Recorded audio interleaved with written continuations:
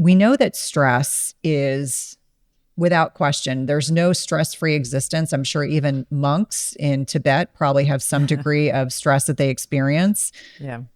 This question is, there is a theory that fasting puts too much stress on the body, which isn't good for health. What are your views on this? This is from Selda. Now, we talked about hormetic stress, beneficial stress, right amount.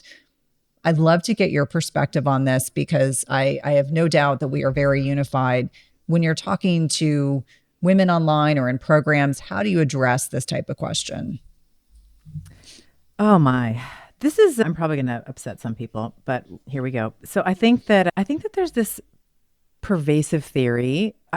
Well, first let me back up, and I'll just say that I'm not sure this applies in many different facets, but I'm not sure where along the lines we were taught to fear our own hormones. We're taught to fear estrogen because it causes X and Y, breast cancer and heart attacks. We're taught to fear cortisol because, with fasting or any type of hormetic stress, things raise cortisol. Coffee raises cortisol, therefore coffee's bad.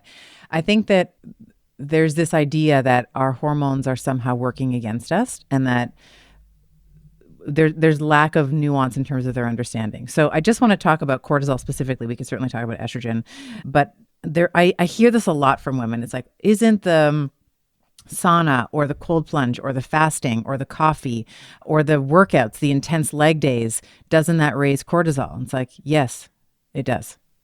So does, the reason why you wake up every morning is because your cortisol raises in the morning, right? It's like, should you stop sleeping? Should you stop exercising because cortisol raises? No, that is a normal response to the stimulus, right? If you are doing an intense leg day or back day or whatever, even high intensity interval training, that is going to raise your cortisol, but that is not necessarily a bad thing.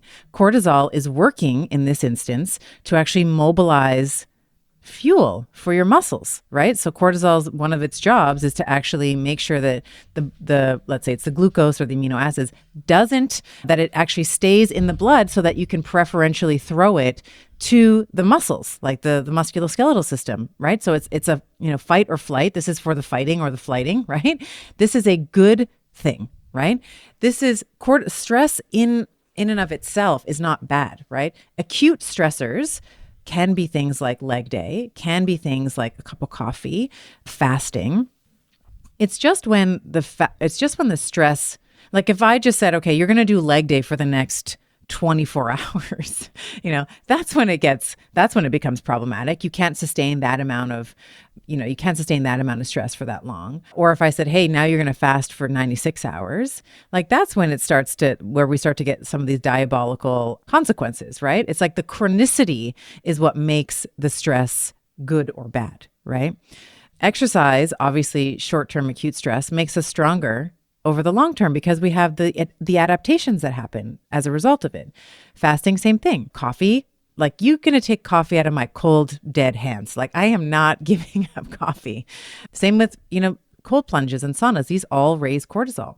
But it's just what I find is that people are so concerned about raising cortisol that they're not actually engaging in the healthy, they're ignoring the areas where they could have a meaningful impact on chronic low-grade cortisol, like being in a job that you hate or in a relationship that isn't working or enduring some kind of toxic behavior or malignant behavior from someone without setting any healthy boundaries for yourself, right?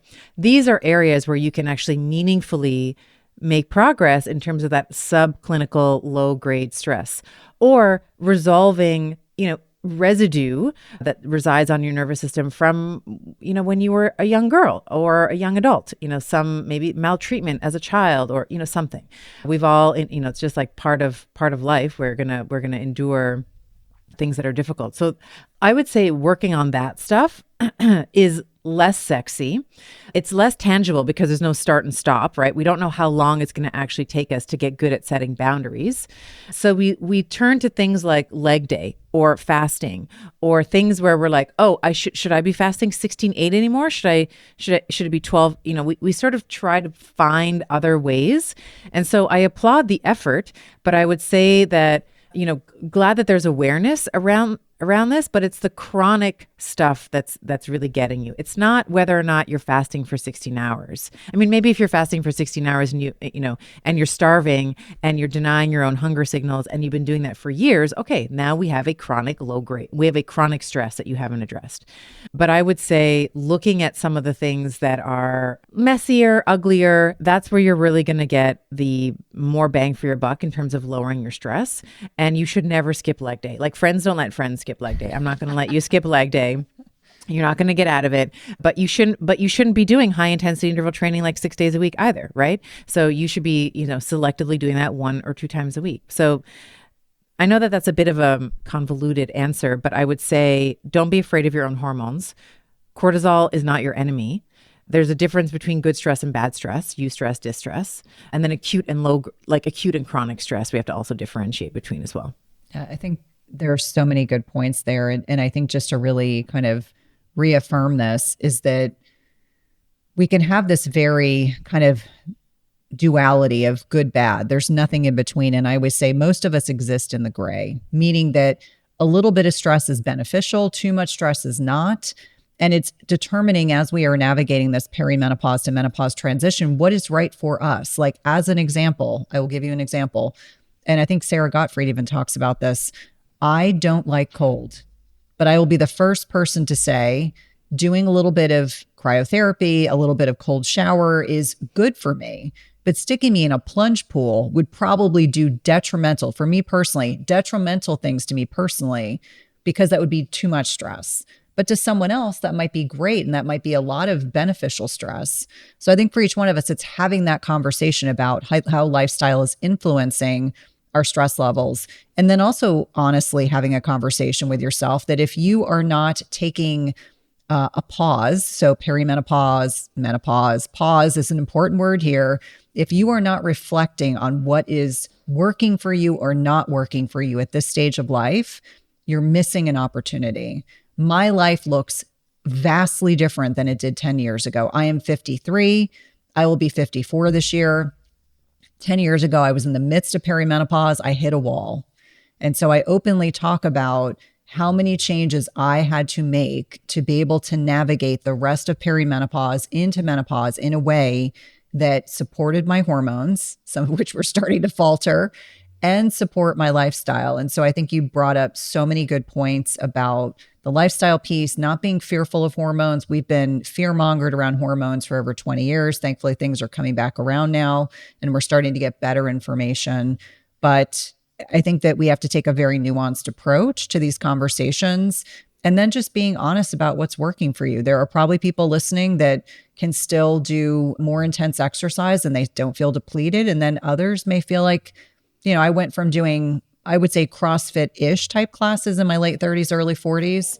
And then afterwards, I was like, that degree of stress and intensity no longer works for me, but I can lift heavy and I can do HIIT or, jump training twice a week. And I do it in a short window, and that works really well. So I would just say, consider what is serving you within your personal life and make adjustments accordingly.